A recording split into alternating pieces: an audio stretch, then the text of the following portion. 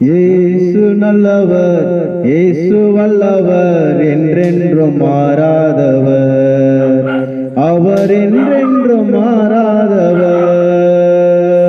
இயேசு நல்லவர், இயேசு வல்லவர், என்றென்றும் மாறாதவர், அவர் என்றென்றும் மாறாதவர்.